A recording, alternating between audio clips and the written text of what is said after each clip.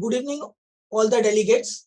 I welcome you for today's 24th Masterclass lecture on diagnosis and management of megaloblastic anemia. And the teacher for today's masterclass is Dr. Jeena Bhattacharya, Professor and Head, Department of Clinical Hematology, Guwahati Medical College and Hospital, Guwahati. Over to you, ma'am, please. Good evening. I am thankful to ISSBT for giving me this honor to take the class today. Today's class is on the diagnosis and treatment of megaloblastic anemia. Megaloblastic anemia, as we know, is a macrocytic anemia. And this is what happens. The red cells are large, very big. And this happens because of megaloblastic changes of the precursor to the red cells in the bone marrow. So in the picture, you can see red blood cells, which are large and big. And this is so big sometimes that it can be as large as neutrophils. And on the lower side, lower panel, you can see the megaloblastic changes in the bone marrow.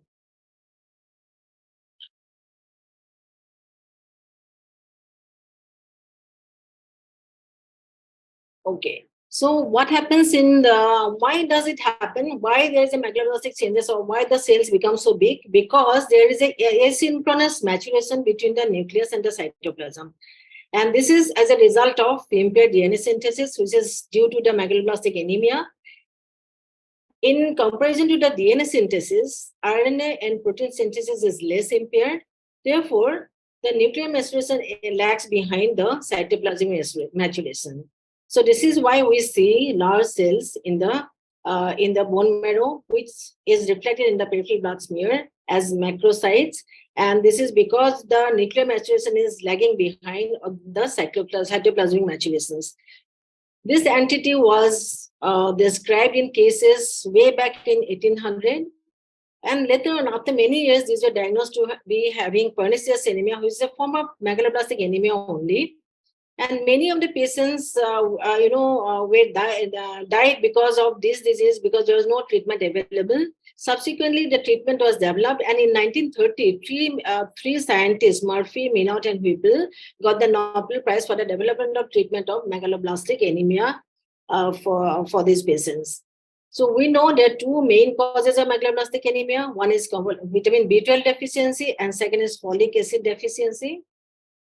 Other uncommon causes are copper deficiency and thiamine-responsive megaloblastic anemia, which is a rare hereditary disorder.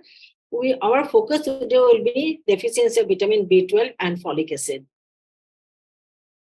So these two are very important parameters, which is crucial for DNA synthesis. We know the folic acid supplies methyl group, and this acts as a one carbon donor in the DNA synthesis. And in this reaction, vitamin B12 acts as a cofactor. It recycles 5-methyl tetrahydrofolic acid to tetrahydrofolic acid, and this then converted to different forms to act as a one carbon donor. So that means folic acid is the donor of one carbon in the DNA synthesis, and vitamin B12 acts as a cofactor, and it produces the tetrahydrofolic acid, which is required for in the subsequent reactions to give the one carbon donors. And while doing that, vitamin B12 also converts homocysteine to methionine. And this particular phenomenon is depicted in this figure. As you can see here, this blue arrows has shown how where the folic acid and vitamin B12 acts in this particular methionine cycle and folic acid cycle, which ultimately leads to the synthesis of the DNA. I think it is clear to you, all of you, that vitamin B12 acts as a cofactor, and it converts methyl tetrahydrofolic acid to tetrahydrofolic acid. And this tetrahydrofolic acid subsequently in subsequent reactions finally lead to DNA synthesis.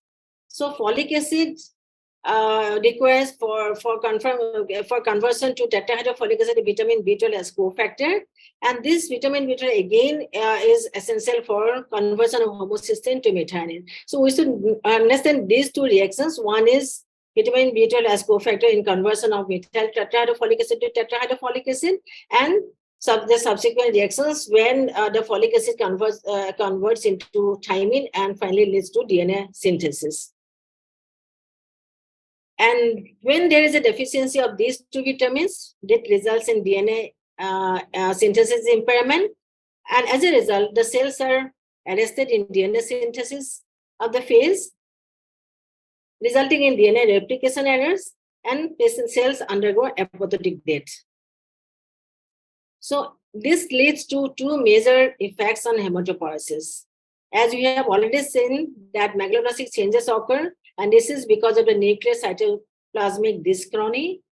Nucleated precursor cells in the bone marrow, all cells, myeloid cells and erythroid cells would become abnormal, and you can see giant metamyelocytes in the bone marrow. On the other hand, because of ineffective erythropoiesis, there is intramedullary hemolysis occurs, and because of that, we'll see a hypercellular bone marrow, whereas there is peripheral cytopenia. This is one of the causes of hypercellular bone marrow with peripheral cytopenia. There will be evidence of hemolysis in the blood, like the LDH will be high, haptoglobulin will be low, and there will be unconjugated hyperbilirubinemia. Reticulocyte count will be low characteristically because of ineffective erythropoiesis. We know that vitamin B12 also is required for myelin production for neurons, and deficiency of vitamin B12 therefore will lead to neurological syndromes. However, exact pathophysiology of neurological dysfunction is not known. So let us understand how the vitamin B12 is absorbed in our body. And it's a very interesting phenomenon. There are many factors involved in the absorption. So firstly, we must know that vitamin B12 is in the food is bound to protein. So for absorption, it requires a factor known as intrinsic factor, which is released in the stomach. And this intrinsic factor and vitamin B12 then come to the terminal ileum, where it gets absorbed, and subsequently it is delivered bound to the transcobalamin, which is then rendering the vitamin B12 available for cellular uptake. So these are the major steps, and let us understand these steps in this figure, which is nicely given here. As you can see in the diet, vitamin B12 is bound to the protein. This is the vitamin B12 molecule, and this portion is the protein. Once we swallow, once we eat the food, it comes to the stomach. In the stomach, because of the acid and pepsin that is there in the stomach, it will dissociate from the protein that is there in the food, and B12 is released. And because it is not a ideal milieu, so the salivary glands will release R binders, which is also known as haptocorrin. This haptocorrin will come to the stomach and bind this released vitamin B12, and this complex will then go to the small intestine, and then in the small intestine, pancreatic enzymes will split this from the haptocorrin, and vitamin B12 molecule again is released. Now, the role of intrinsic factor will come. Intrinsic factor is released in the stomach by the parietal cells, and once it is released, it will come to the small intestine, and then it will get attached to the free vitamin B12 molecule, and thus it forms a complex known as intrinsic factor B12 complex. This is very important step, and with this, once this complex is formed, this will come to the ileum, and in the ileal cells, it will get absorbed by receptor-mediated enterolysis, and once it is absorbed into the cell, it will then dissociate from the vitamin B molecule, and vitamin B molecule will then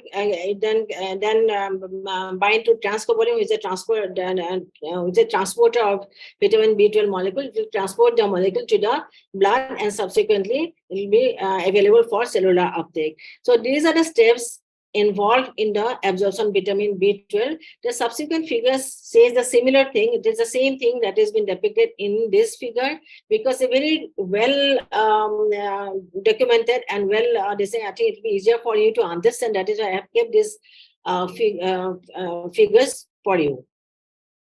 Now, for folic acid, it is readily absorbed. We do not have any other factors required for absorption of folic acid. Directly, once we inject, it will directly go and absorb in the proximal jejunum of the intestine. So now let us look at the different causes of vitamin B12 deficiency. In India, most common cause is nutritional, as we all know. especially those patients who are vegans, who do not eat, not even eat dairy products, any animal products, vegetarians. And in infant, we see those who are breastfed and the mother is a vegan. So in those situations, we can have nutritional deficiency of vitamin B12. And subsequently, we now have understood about the absorption of vitamin B12. So then you come to the gastric abnormalities, any surgery, and if the intrinsic factor is not produced because of different causes like autoantibodies against the intrinsic factor or parietal cell antibodies, which is well known as pernicious anemia, then it will lead to vitamin B12 deficiency. It is more common in Western population than in India. We hardly get to see any cases of pernicious anemia in our clinical practice. Small intestinal disease like any surgery or bypass surgery, malabsorption, celiac disease, Crohn's disease, anything that will hamper the absorption of vitamin B12 will lead to megaloblastic anemia. Even pancreatic insufficiency, because it's important that pancreatic enzymes has important role to play in the absorption. So chronic pancreatitis, when it is very severe, will lead to megaloblastic anemia. Drugs that we commonly use like PPI, ACE2 receptor antagonist, metformin, which is now used commonly for diabetic patients or pre-diabetic patients, can lead to megaloblastic anemia due to vitamin B12 deficiency, and inherited disease is a rare cause of vitamin B12 deficiency. When you look at the folic acid deficiency, again, nutritional deficiency is one of the commonest cause. This is mostly because of poor intake, or because nowadays we have many young adults coming to us with substance use who are deficient in folic acid. Chronic alcoholism is another cause of leading to folic acid deficiency, and many a time overcooked food, which is mostly done in elderly population or young, sick patients, can lead to folic acid deficiency. And rarely, nowadays it's very rare, but if the infant is fed with goat milk only, then it can lead to folic acid deficiency. As in vitamin B12 deficiency, anything to do with malabsorption can lead to vitamin B12 folic acid deficiency as well. And drugs is an important factor to cause folic acid deficiency, especially the drugs that we commonly use for the treatment of leukemia and autoimmune diseases like methotrexate, hydroxyurea, trimethoprim, and also phenytoin. And we all know during pregnancy and in case of chronic hemolysis like thalassemia and other conditions where there is increased requirements of folic acid, these conditions can lead to folic acid deficiency. So let us look at the dietary sources. We know that vitamin B12 is not produced in the dressing and it is not available in vegetables. It is only available in animal products, meat, dairy products, and eggs are the common sources of vitamin B12. However, folic acid is available in fruits and vegetables. Mostly the dark green leafy vegetables are very rich source of folic acid. Let us see at the requirements. The requirement is very less, 0.4 microgram to 2.4 milligram in adults and children. And total body store for vitamin B12 is 2 to 4 milligram. Therefore, when you look at the requirement, the deficiency to occur, it will take about 3 to 4 years time. From the depletion of store to the manifestation of the disease, it will take 3 to 4 years. However, in folic acid, it is less. That store is 5 to 20 milligram, and deficiency manifests within 3 to 6 months of depletion of the store. So, looking at infant, megaloblastic anemia is rare in infant. However, when the mother is breastfed and is strictly vegetarian, then it can lead to megaloblastic anemia in infant. So we should be having a high index of suspicion because in infant, there is no hepatic reserve. So vitamin B12 deficiency or megaloblastic anemia can develop as early as 2 months of age. Therefore, we should be, be having a high index of suspicion when the mother is vegetarian and child is breastfed. And we know combined deficiency is very common in our scenarios. Nutritional deficiency can lead to combined deficiency, malabsorption, surgery, all can lead to deficiency of both vitamin B12 and folic acid, leading to megaloblastic anemia. So this is an older adult, is a special population. Here, the problem is release of vitamin B12 from the food.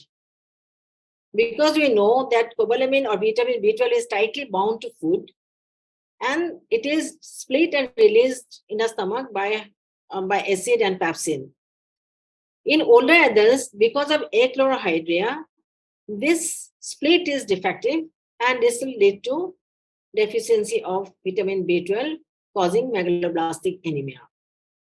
So you also should know about the acute onset of megaloblastic anemia, which can happen.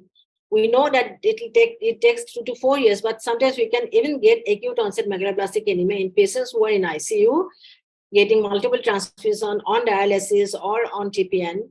And it is a very well-known fact that when we give nitrous oxide anesthesia, this nitrous oxide inactivates vitamin B12, and this leads to inability of the factor to take part in the reactions, leading to development of megaloblastic anemia.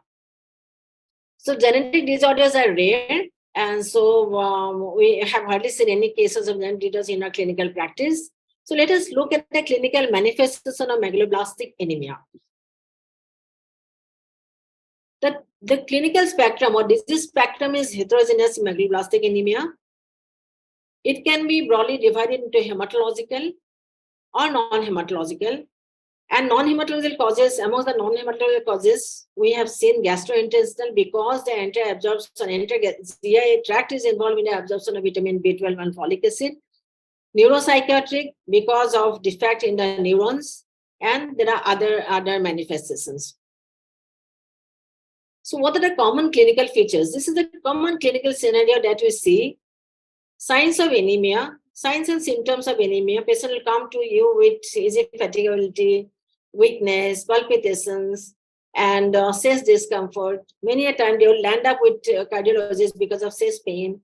And these are the symptoms of anemia. And you can elicit that the patient would be having pallor and a very mild jaundice, which we used to call as lemon yellow color. And combination of anemia and mild lemon yellow jaundice will give a clue that this patient might be having megaloblastic anemia. If it is associated with glossitis, like pain and swelling of the tongue, tenderness, loss of papillae, and if there is hypopigmentation like this in the tongue, then your suspicion is stronger. You can see glossitis, loss of papillae, and probably this patient also has angular stomatitis. Some patients should be having oral ulcers, and clinically, when we examine for systemic examination, on the serious examination, you may see a hemic murmur, and on abdominal examination, you may see a splenomegaly. So these are the common clinical features that we get to see in a patient of megaloblastic anemia. Specifically, when you see anemia and jaundice, and when you see a glossitis with angular stomatitis and some pigments in the tongue, then you can strongly suspect megaloblastic anemia for this patient. And when we have seen hyperpigmentation, and this is a very commonly seen in our clinical practice, hyperpigmentation specifically on the knuckles. And when we see something like this in a patient who comes to us with anemia, then our diagnosis is almost done. Specifically, when it is associated with something like this, glossitis, and some pigmentation in the tongue also, then we know that this patient has megaloblastic anemia, and we just need to confirm the diagnosis by doing the diagnostic test. So this is easy, but many patients would come to you with neurological syndromes, and this can occur without manifestation of any hematological symptoms like anemia or signs. So common neurological findings that is seen is most commonly paresthesia. Patient will come to you with tingling and numbness of the limbs, mostly the lower limbs. And patient can have some movement disorders like gait problems, ataxia. And when you see, the neuropathy is typically symmetric. And both sides of the limbs. I mean, patient would not say that they have only one limb is affected. Both limbs, all the limbs can be affected. And when the disease is very severe, the brain is involved, and this can lead to dementia and other neuropsychiatric manifestation. We are very familiar with this subacute combined degeneration. This is a classical finding, neurological finding or neurological description for vitamin B12 deficiency, subacute combined degeneration of the dorsal and lateral column. And this is associated, this happens because of demyelination of the spinal cord. And when the patient has B12 deficiency, that will progressive weakness, movement disorders, and paresthesia, which may, if we do not get treated, will progress to spasticity and paraplegia, which may later on may become irreversible. So it is very important that we should identify this entity and treat as early as possible. So when the patient would be seen by an internist or us or a neurologist, we can elicit certain signs like there will be impaired sensation of position and vibration. We can elicit weakness, which can progress to paraplegia, or sometimes patient can also have incontinence. One typical sign is a Dermot sign, where a patient would have shock-like sensations when a patient flexes his neck. This is because of the radiation, and this the pain would radiate to the feet. Rhombus sign would be positive. All the deep tendon reflexes would be abnormal, and there may be extraperoneal signs also. Some patients would be also having restless leg syndrome. And psychiatric manifestation is also variable. Patient can have depression, irritability, forgetfulness. Dementia is seen in very severe deficiency of vitamin B12, and also visual disturbances because of optic atrophy. So there are very psychiatric manifestations that is seen in megaloblastic anemia. So we should not be focusing only on anemia. Patients can have these manifestations without even having any anemia. So our index of suspicion should be very high so that we do not miss a case of megaloblastic anemia. So before going further, let us relax and discuss a case which presented with a very atypical presentation, 15-year-old girl, and she was admitted in psychiatry department because of depression, severe depression.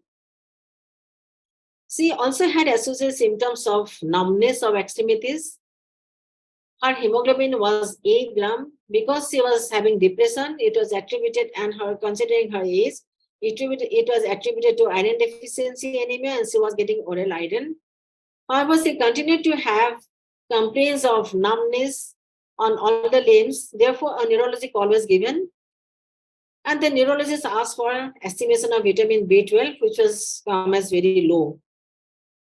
So she was diagnosed to have associated, on top of depression, she was found to have associated diagnosed to have associated megaloblastic anemia, probably nutritional, and she was given parenteral hydroxycobalamin. So in 3 months, her symptoms disappeared. Her numbness, paresthesia were gone, and therefore she was put off vitamin B12. Then she was lost to follow-up. After about a year, she came back with very severe symptoms with gas and gait abnormality. And this time, she was put back on vitamin B12, and this was continued lifelong. And when she came back, she is on regular follow-up, and on 3 years of follow-up, she is now better and requiring no medicine, neither for depression nor for any other illness. So the point here is that we missed her diagnosis initially because our history taking was not complete. In the history, when the parents later on mentioned that she had undergone some surgery where some portion of her intestine were removed, and this was missed in the history, and we also missed this in the clinical finding as well. And besides, because she was admitted in psychiatry department, entire focus was not in megaloblastic anemia, it was on her mental condition. So let us now see how we approach in a diagnosis of multiple myeloma. So as this case has illustrated, the history taking is very, very vital, and it's a first step towards making a diagnosis, because it can cleanse the diagnosis many a time, or it can give important clues. And this must be followed by a thorough clinical examination. We must see the patient in detail, not not doing clinical examination and only focusing on investigation. So first test that we do for such cases is a complete blood count. This picture is not very clear, but you can see here the MCV is 112, hemoglobin is 9, total count is low, and platelet also is on the lower side. I do not know whether you can see, but I can see the platelet is about 1 lakh. So here, this patient has some amount of pancytopenia with macrocytosis of the RBCs. And when it is more than 110, then we consider this as megaloblastic anemia, if proved unless proved otherwise. And when the PBS was looked at, it had shown hypersegmentation, and cells were like big, RBCs were as big as this one, macrocytes, and there is hypersegmented neutrophils like this. So when we see something like this, after the clinical examination, then we can almost make a diagnosis of megaloblastic anemia. There may be other changes in the peripheral blood as well, like Howell-Jody bodies, basophilic stippling also can be seen, Cabot ring also can be seen. And in very severe megaloblastic anemia, we can see something like this, which is, with the ominous sign for us. Whenever we see cystocytes, we are worried that this patient might be having TTP, but this is and this can be seen in very severe megaloblastic anemia, which can lead to a misdiagnosis of TTP. So classical CBC finding is a macrocytic normochromic anemia. There will be anisopoikilocytosis, RDW will be raised, leukopenia or thrombocytopenia would be there, might be there, might not be there. Sometimes it is, most of the time it is mild, but sometimes it can be very severe. In our clinical practice, we have seen very severe thrombocytopenia, even leukopenia associated with megaloblastic anemia. And this is one thing, hypersegmented neutrophil, when you see, and when we see more than 1% of neutrophils with 6 lobes, and more than 5% neutrophils is 5 lobes, then we label the patient, or we define it as hypersegmented neutrophil, and then we have a strong evidence of megaloblastic anemia. So classically, when we see something like this, we expect that bone marrow will be hypercellular with megaloblastic atrial maturations. Even the myeloid lineage will show gigantism in metamyelocyte and myelocyte, and neutrophils will be hypersegmented. Megakaryocytes also become large and hyperloid. So there will be dysbiosis in all the cell lengths in the bone marrow. As you can see here, megaloblasts very typically seen in megaloblastic anemia. You can see the giant band form and hypersegmentation here and in the bone peripheral blood as well as in the bone marrow. So when we see something like this, then our suspicion becomes stronger. Now the question is, do we need to do a bone marrow examination for diagnosis of multiple myeloma? The answer is no. In a typical case, it is not necessary and it is not recommended. However, when we have difficult cases, in rare cases, occasions only, bone marrow is done when there is pancytopenia or some other problem where we have some doubt in the diagnosis. So when we do the blood test, biochemical test, then there will be evidence of hemolysis, indirect hyperbilirubinemia, high LDH, low haptoglobin, other changes that you see in the biochemical parameters. And this is the result of ineffective erythropoiesis because of intramedullary hemolysis. Also, there will be some amount of peripheral destructions because the large RBCs undergo damage because when they pass through the spleen. So next step is the estimation of cobalamin assay and folic acid assay. If it is less than 200, it indicates deficiency of vitamin B12. If the folic acid level is less than 4, then it indicates deficiency of folic acid.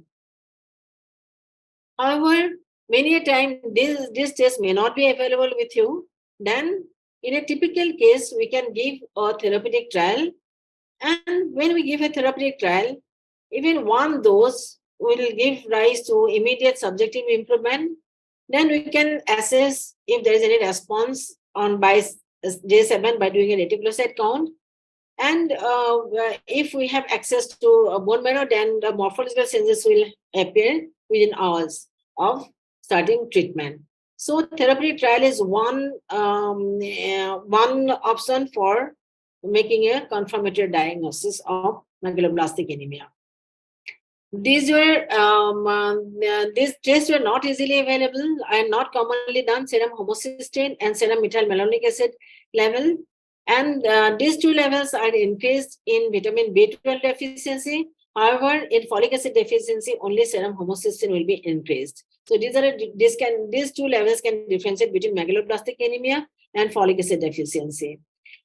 Holotranscobalamin is a relatively new assay, and it is also not done routinely. It is a biologically active form of cobalamin. It can be helpful when cobalamin assay is not conclusive. So once we have a diagnosis, then we have to focus on the treatment so that the patient gets treatment early, so that the patient doesn't have any irreversible damage of the neurons. And once you take care of that, then next step is to find out the underlying cause. So we must look for any antibodies if there is any, which is not common in our country. However, we may get to see some rare cases, and any abnormality in absorption, doing imaging, endoscopy, and under test, so that we find out the exact cause and treat that underlying cause as well. So there are several challenges in diagnosis, which is known as diagnostic traps. So what is that? Many times we can get normal MCV, specifically when there is coexistent iron deficiency, coexistent thalassemia, especially a patient of beta thalassemia trait can be asymptomatic and can have severe megaloblastic anemia with a normal MCV. So we should not forget this. Therefore, examination of peripheral blood is very, very important besides the clinical examination, because the patient will be having clinical evidence of megaloblastic anemia in the form of glossitis, anglostomatitis, and other oral ulcers. And we have to look at the peripheral blood space to show us dimorphic population of cells, microcytes, and also macroveilocytes.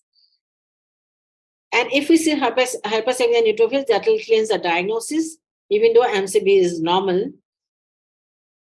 And when we have neurological impairment, it has been reported that about 1/3 of the cases, patients may not be having an elevated MCV. So in these situations, usually the RDW will be significantly raised, which can maybe sometimes give you a clue for the diagnosis of megaloblastic anemia. Now again, pancytopenia can sometimes be misleading. Many patients can have very severe pancytopenia. And so we know that pancytopenia can be an underlying cause of acute leukemia, specifically acute promyelocytic leukemia. Patient can be having severe aplastic anemia. So we have to be aware of these entities.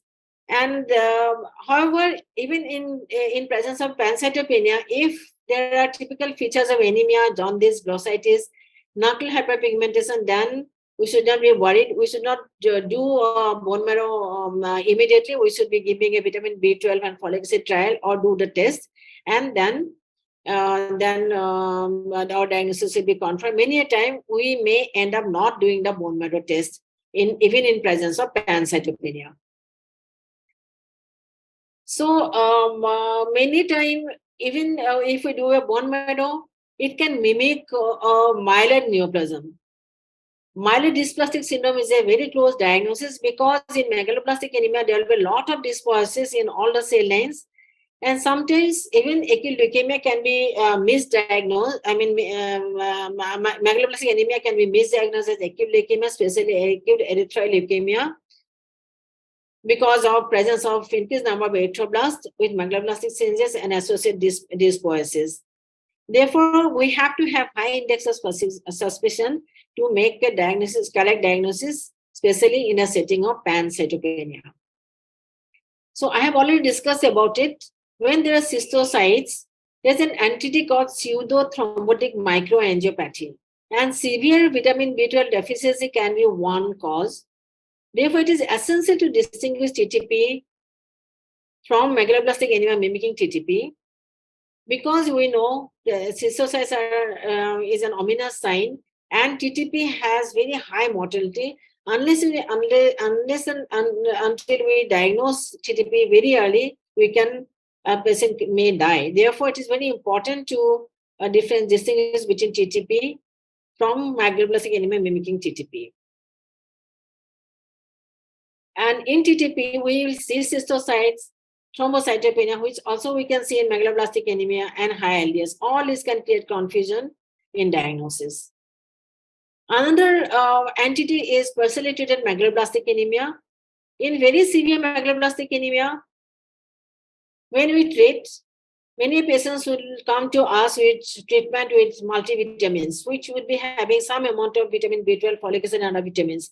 So this can modify the morphological features. However, some patients would be, however, we have to look at the peripheral blood smear closely to look for any hypersegmentation or giant bands and other features clinically.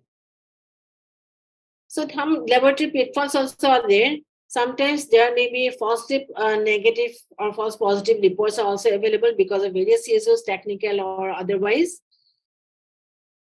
And there are certain conditions like even HIV virus, anticonvulsants, and myeloma and other drugs can cause seriously low vitamin B12 concentrations. On the other hand, diseases like alcoholic liver disease, myeloproliferative neoplasm, and other diseases can result in falsely high vitamin B12 estimation. Sometimes we see, because of presence of intrinsic factor antibodies, this can interfere with the assay, and we can have falsely normal or high values. And also multivitamins, when is given before the treatment, before we do the assay, can modify the results. So when with this background, diagnostic backgrounds, diagnostic traps, and diagnostic dilemmas and pitfalls, let us look at, once we come with the diagnosis of megaloblastic anemia, let us look at how we manage such a case. So management of megaloblastic anemia, we can divide into treatment of the deficient factor, and then we have to focus on the treatment of the underlying cause, and also the treatment of the associated conditions like iron deficiency, anemia, worm infestation, and others. At the same time, we should not forget about giving the adequate dietary advice. These are the components when we take up treatment of megaloblastic anemia, and we should be sticking to this. So treatment of the deficient factor is by supplementation, because we have to start the treatment as early as possible, because if we delay, then the neurological symptoms may become irreversible. So what are the choices that we have? We have cyanocobalamin, hydroxycobalamin, metocobalamin. These are all available commercially and available in different formulations, oral, intramuscular, intranasal. Which route is preferred? For those patients who are nutritionally deficient, then oral supplements should suffice.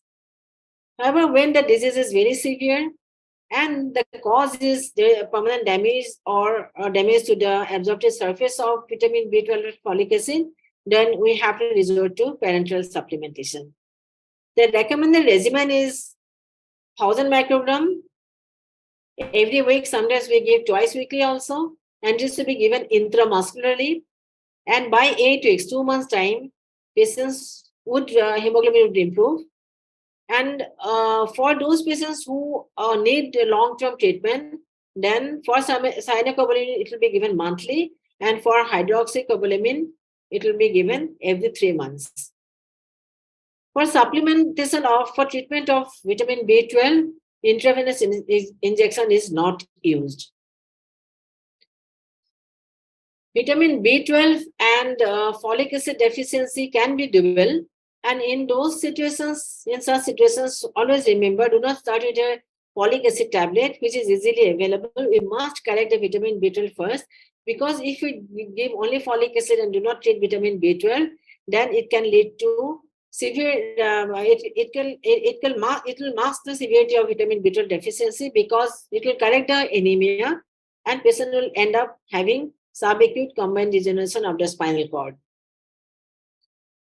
So question is how long to continue the replacement. As I have already mentioned, those patients where the underlying cause is irreversible, then we should give the treatment for lifelong. And when the treatment, the cause is reversible, then we treat till the deficiency is corrected and the symptoms resolve. And this will usually take place in 3 to 6 months' time. We have to give proper counseling for compliance, otherwise patient will come back to us repeatedly with the same problem, same symptoms. So corrective dietary measures and other measures needs to be given and patient to be counseled on compliance and diet. So do we need to give prophylactic treatment for vitamin B12 and folic acid? Yes, it has been given nowadays for a special population of people who are elderly and they have developed vitamin B12 deficiency. As I have already mentioned, there is difficulty in absorption. Therefore, prophylaxis daily oral vitamin B12 is recommended. And this is, even small doses will do, but daily vitamin B12 supplementation will help this patient and as a prophylaxis. And now, once we take care of the deficiency, then we have to focus on the underlying cause, treatment of malabsorption. We have to take help of the gastroenterologist. And there are cases where H. pylori has been reported to be associated with causation of pernicious anemia or megaloblastic anemia. So eradication will take care of that. And there are other measures like anti-helmintic treatment needs to be given. And I have already mentioned that coexistent conditions needs to be treated, like iron deficiency anemia, which is commonly seen in our patients with megaloblastic anemia. So in certain situations, we have to do periodic testing, especially for patients who are on proton pump inhibitors or on regular antacids and S2 receptor antagonists. Many patients would be taking over-the-counter these medicines regularly for many years, and these patients ultimately can develop megaloblastic anemia. So for them, it is advised to do periodic testing for any evidence of megaloblastic anemia. Even patients metformin should be testing for vitamin B12 deficiency. So the question that is always asked is, do we need to give a blood transfusion for megaloblastic anemia who are severely anemic? The answer is a big no. We do not give blood transfusion to treat megaloblastic anemia. So this concept of giving blood transfusion, which is still practice, we should start forgetting now. So with this lecture, let us look at our misconceptions and misbeliefs. So in the diagnosis, we should not rule out megaloblastic anemia if when there is no anemia. Without anemia also we can have megaloblastic anemia. Without macrocytosis also we can have megaloblastic anemia. And even if the vitamin B12 is within normal limit, if the patient has evidence, clinical and other evidence of megaloblastic anemia, we should not rule out megaloblastic anemia. And we should not think that it doesn't occur in children. It also occurs in children and also in infants. The misbeliefs or misconceptions in terms of treatment is that we always think that oral is as good as parenteral. Yes, it is so, but when parenteral supplementation is required, as in cases of gastrectomy and where the absorption is a problem, then we have to resort to parenteral injection.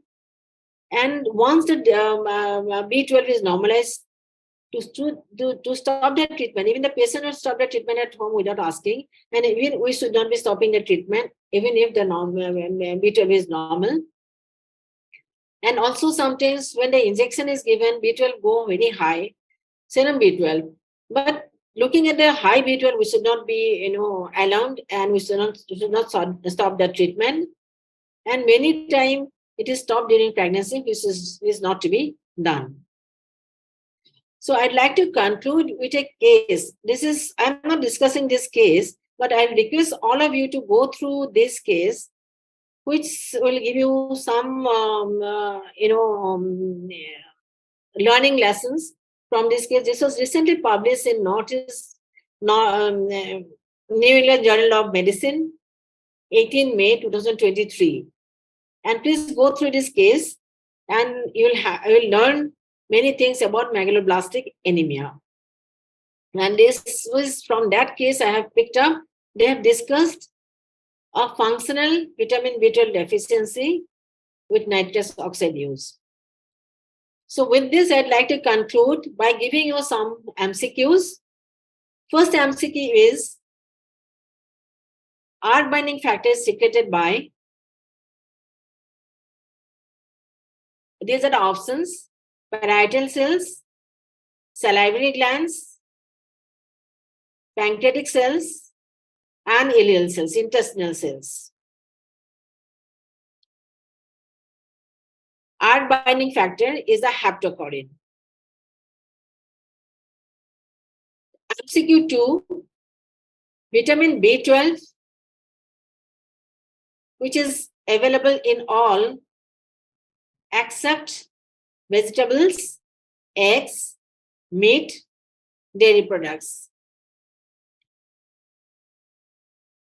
MCQ 3, commonest extrahematological manifestation of vitamin B12 deficiency is anorexia, weight loss, diarrhea, numbness of limbs.